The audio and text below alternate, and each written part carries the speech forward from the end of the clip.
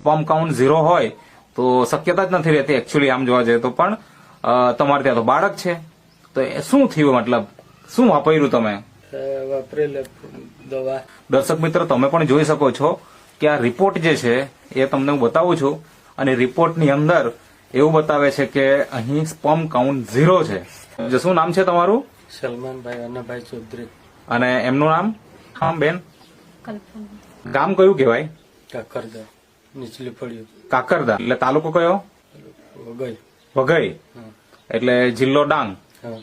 તો મને એ જણાવો કે તમારે ત્યાં બાળક કેટલા વર્ષ પછી આવ્યું? લગ્નના કેટલા વર્ષ પછી તમારે ત્યાં બાળક આવ્યું? લગ્ન તો 10 વર્ષ પછી. 10 વર્ષ પછી. હવે આ બાળકની ઉંમર અત્યારે શું હશે? 4 વર્ષ. 4 વર્ષ. ચાલુ કરીએ, અલગ અલગ જગ્યાએ ટ્રીટમેન્ટ ચાલુ થઈ જાય, તો એના માટે તમે હોસ્પિટલમાં ક્યાં ક્યાં સારવાર કરાવેલી કે શું કરાવેલું એ થોડીક વાત કરો એમ. પહેલી વખત ક્યાં ગયેલા? વ્યારા. કેટલા વર્ષ પછી લગ્નના? 4 વર્ષ પછી ગયેલા. ત્યાં શું કીધું? કીધું એટલે 0 પોઈન્ટ એમ કે. અચ્છા, સ્પર્મ કાઉન્ટ 0 છે એવું રિપોર્ટમાં બતાવવામાં આવ્યું. રિપોર્ટ જોયા તો એની અંદર આપણે જોયું છે. દર્શક મિત્રો, તમે પણ જોઈ શકો છો કે આ રિપોર્ટ જે છે એ તમને હું બતાવું છું, અને રિપોર્ટની અંદર એવું બતાવે છે કે અહીં સ્પર્મ કાઉન્ટ 0 છે. પછી શું કર્યું? ત્યાં આગળ સારવાર કરાવી? કેટલા મહિના સારવાર કરાવી? 1 મહિના જેવા ગયેલા. 1 મહિના. ગયેલા.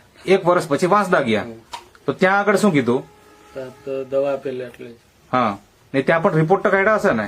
રિપોર્ટ કાઢેલો. ત્યાં શું કીધું? આજ કીધું કે જે વ્યારામાં કીધેલું તે જ સ્પર્મ કાઉન્ટ ઓછા છે. તો મિત્રો, તમે આ બીજો રિપોર્ટ પણ જોઈ શકો છો કે જેની અંદર પણ એવું બતાવે છે કે સ્પર્મ કાઉન્ટ 0 છે. હવે જયારે સ્પર્મ કાઉન્ટ 0 હોય તો સંતાન પ્રાપ્તિની સમસ્યા થાય એ સ્વાભાવિક છે. આપણી પાસે એક ઓપ્શન હોય જેને કહેવાય આઈવીએફ. તો એ આઈવીએફ ની ટ્રીટમેન્ટ તમે કરાવેલી? ફેલ કરેલી. કેટલી વાર કરાવેલી? 2 વાર જેવું. 2 વાર. ઓકે. તો એ પણ સક્સેસ નહીં થયું? નહીં થયેલું. બરાબર. હવે અત્યારે તો આ બાળક છે અને 4 વર્ષનું થઈ ગયું. શું નામ છે એમનું? શ્રેય. શ્રેય. આ જે બાળક તમારા ખોડામાં છે, મતલબ એનો જન્મ કેવી રીતે થયો? મતલબ આટલા પ્રોબ્લેમ હોવા છતાં સ્પર્મ કાઉન્ટ 0 હોય તો શક્યતા જ નથી રહેતી એકચ્યુઅલી આમ જોવા જઈએ તો, પણ તમારે ત્યાં તો બાળક છે, તો એ શું થયું? મતલબ શું વાપર્યું તમે? વાપરેલ દવા.